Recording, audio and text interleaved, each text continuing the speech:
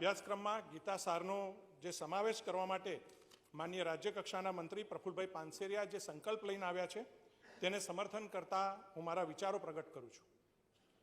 માનનીય અધ્યક્ષશ્રી, શબ્દ એક શોધો અને સંહિતા નીકળે, કૂવો એક ખોદો અને સરિતા નીકળે, જુદી તાસીર છે મારા ભારતની ભૂમિની, મહાભારત વાવો અને કૃષ્ણ મુખેથી ગીતા નીકળે। માનનીય અધ્યક્ષશ્રી, આઝાદીના આટલા વર્ષો પછી આ ગૃહ એ ચર્ચા કરે છે કે ગીતા શિક્ષણનો ભાગ હોવી જોઈએ કે નહીં। કેવી કમનસીબી છે। આજે આપણને શું ભણાવવામાં આવ્યું? તો મુગલો ભણાયા, કયા રસ્તે આવ્યા, કેટલા વર્ષ એની વંશાવલી, કેટલા વર્ષ શાસન કર્યું।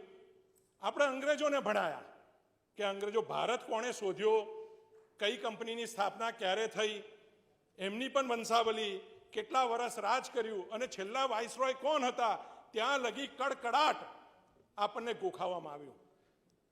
પણ એ વખતની સરકારોએ ભારતનો વૈવિધ્યસભર વારસો, ભારતની સંસ્કૃતિ, ભારતનું પરાક્રમ અને ભારતનું જ્ઞાન વિજ્ઞાન ભણાવવામાં નિષ્ફળ રહી અને આજે પણ તેઓ તેમાં ઊણા ઉતર્યા છે।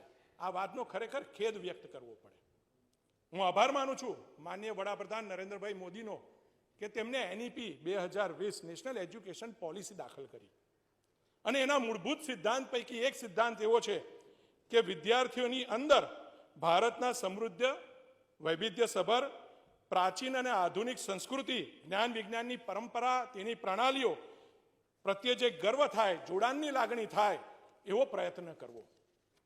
માત્ર આ ગીતાને સમાવવાથી એ પ્રયત્ન નથી થવાનો, પરંતુ એ જોડાણની લાગણી માત્ર નહીં અનુભવાય, પરંતુ જીવન જીવવાનો સાચો માર્ગ પણ ગીતા દેખાડશે, સાચા જીવનના મૂલ્યો પણ ગીતા દેખાડવાની છે। 18 અધ્યાય 700 શ્લોક ધરાવતી શ્રીમદ ભગવદ્ ગીતામાં તત્વજ્ઞાન, નૈતિક મૂલ્યો, માનવતા, પ્રમાણિકતા, કર્તવ્યપરાયણતા, ઉત્તરદાયિત્વ, આત્મા અને મૃત્યુના સત્ય સુધીની વાત આ ગીતાની અંદર કરી છે। 75 ભાષામાં તેનો અનુવાદ, કદાચ સૌથી વધુ ભાષામાં કોઈ ગ્રંથનો અનુવાદ હોય ને તો એ ગીતાનો થયો છે અને સૌથી વધારે ટિપ્પણીઓ પણ કોઈ ગ્રંથ પર થઈ હોય તો એ ગીતા પર થઈ છે।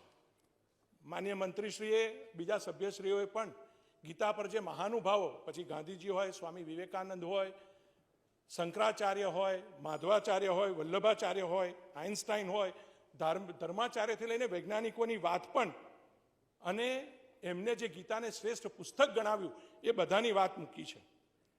એક વિદેશી ફિલોસોફર વિલિયમ વો હેમ્બેલ્ટે કહ્યું છે, the most beautiful, perhaps the only true philosophical song existing in the known language, perhaps the deepest and loftiest thing the world has to show।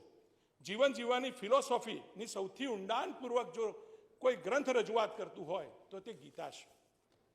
કેટલાક અજ્ઞાની લોકો આ વિષયને પણ વિવાદમાં લઈ જવા માંગે છે, પણ લાંબે તો લાંબે જે લોકોએ રામનો અસ્વીકાર કર્યો હતો અને હવે જય શ્રી રામ બોલે છે, જે દિવસે એમના મનમાં રામ વધશે ને ત્યારે પણ ગીતાનો સ્વીકાર તો કરશે જ। મને વિશ્વાસ છે ખરા અર્થની અંદર ગીતા કોઈ ધાર્મિક ગ્રંથ નથી, એ મેનેજમેન્ટની બુક છે, લીડરશિપની બુક છે, સાયકોલોજીની બુક છે અને વિશેષ રૂપે સભ્યએ કહ્યું એ પ્રમાણે કર્મને તેનો આધાર માનવામાં આવ્યો છે। એક ડિસિપ્લિન અને રેગ્યુલેટેડ લાઈફ જીવવાની શિક્ષણ એ ગીતાની અંદર આપવામાં આવ્યું છે। ઈચ્છા, મોહ, સંદેહ, સ્વાર્થ, નિષ્ફળતા, અનેક વિપરીત પરિસ્થિતિમાં કેવી રીતે જીવન જીવવું જોઈએ। આજે સમાજમાં હતાશા, આજે ફાસ્ટ લાઈફ છે, હતાશા છે, આપઘાતના કિસ્સા વધ્યા છે, ક્રાઇમના કિસ્સા વધ્યા છે, નિરાશાનું પ્રમાણ વધ્યું છે, સહનશીલતા, ધીરજ ઘટી છે। તો આવા સમયે ગીતા એ કોઈ પણ જન્મથી લઈને કોઈ પણ વ્યક્તિના મૃત્યુ સુધી અને કોઈ પણ અવસ્થા હોય, બાલ્યકાળ હોય, યુવાન હોય, પ્રૌઢ હોય, પુખ્ત હોય, આ તમામ સુધીની મન પરિસ્થિતિનો ઉકેલ ને સમાધાન આ ગીતાની અંદર રહ્યો છે। વિશ્વને એવો કોઈ પણ પ્રશ્ન નથી માનનીય અધ્યક્ષશ્રી કે જેનું વૈચારિક સમાધાન એ ગીતામાં નથી। માનનીય સભ્યશ્રી, આપનો સમય પૂરો થાય છે। આવી મોક્ષ અપાવતી ગીતાના સારને ગુજરાત સરકાર દ્વારા શિક્ષણમાં ઉતારીને જે નવતર પ્રયોગ કરાયો છે એના માટે માનનીય મુખ્યમંત્રી અને શિક્ષણ મંત્રીને અભિનંદન આપું છું અને મારું ગીતાના આ સારને શિક્ષણમાં સમાવવા માટે ખુલ્લું સમર્થન કરું છું। માન્ય